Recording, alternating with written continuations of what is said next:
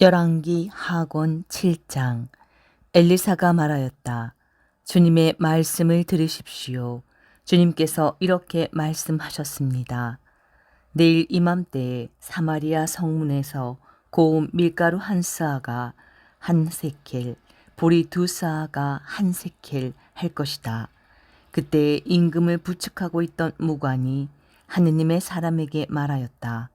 주님께서 하늘의 창문을 여신다 한들 그런 일이 일어날 리 있겠습니까? 엘리사가 대답하였다. 그대는 그것을 직접 눈으로 보게 될 것이요. 그러나 먹지는 못할 것이요. 아람군이 진지를 두고 달아나다. 그때 성문 어귀에 나병 환자 넷이 있었다. 그들이 서로 이런 말을 주고받았다. 우리가 죽을 때까지 여기에 앉아있을 이유가 어디에 있느냐.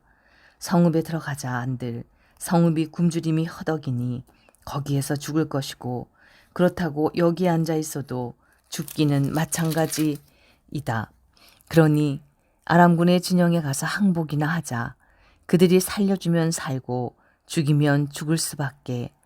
그러고는 아람군 진영으로 가려고 해질녘에 일어섰다. 그런데 그들이 아람군 진영의 경계에 이르러 보니 그곳에는 아무도 없었다. 주님께서 아람군 진영에 병거 소리와 군마 소리와 대군이 쳐들어오는 소리가 들리게 하셨던 것이다.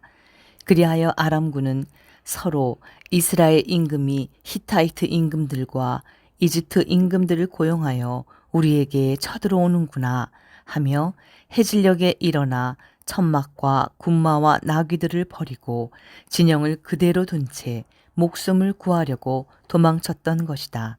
이들 나병 환자들은 진영의 경계에 이르러 한 천막에 들어가서 먹고 마시고 은과 금과 옷을 챙겨 들고 나와 숨겨두고는 돌아가서 또 다른 천막에 들어가 물건들을 챙겨 들고 나와 숨겨두었다.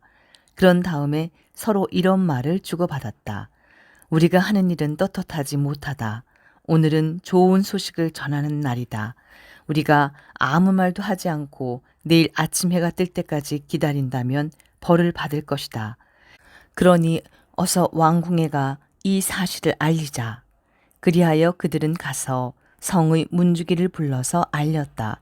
우리가 아람군 진영에 갔더니 거기에는 아무도 없고 인기척도 없었습니다. 그러나 군마도 매여 있고 나귀도 매여 있었으며 천막들도 그대로 있었습니다. 문지기들이 이 소식을 외치며 왕궁 안에까지 알렸다. 그러자 임금은 밤중에 일어나서 신하들에게 말하였다. 아람군이 우리에게 무슨 짓을 하려는지 내가 그대들에게 알려주겠소. 그들은 우리가 굶주리고 있는 것을 알고 진영에서 나아가 들판에 숨어 있을 것이요. 그러면서 그들은 저들이 성읍에서 나오면 사로잡고 그 성읍으로 쳐들어가자 하고 생각하고 있소.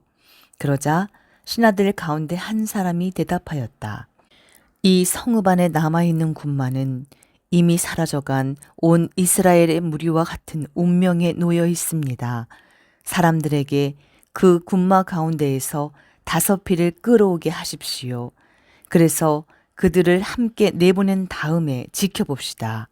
그래서 임금은 군마가 끄는 병거 2대를 끌어내어 아람군의 뒤를 쫓아가 보도록 내보내면서 가서 알아보아라 하고 일렀다. 그들이 아람군의 뒤를 쫓아 요르단 강까지 가면서 보니 길마다 아람군이 서둘러 도망치느라 내버린 옷가지와 장비가 널려 있었다. 전령들은 돌아와서 임금에게 이 사실을 보고하였다. 그러자 백성들은 나가서 아람군 진영을 털었다.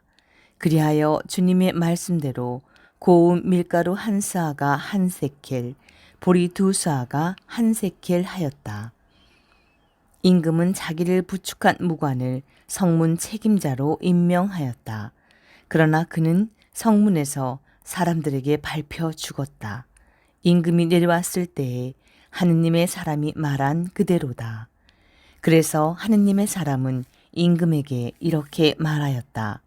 내일 이맘때에 사마리아 성문에서 보리 2스아가 한 세켈, 고운 밀가루 한 스아가 한 세켈 할 것입니다. 그 말에 무관은 이렇게 대답하였다. 주님께서 하늘의 창문을 여신다 한들 그런 일이 일어날 리 있겠습니까? 그러자 하느님의 사람이 그대는 그것을 직접 눈으로 보게 될 것이요.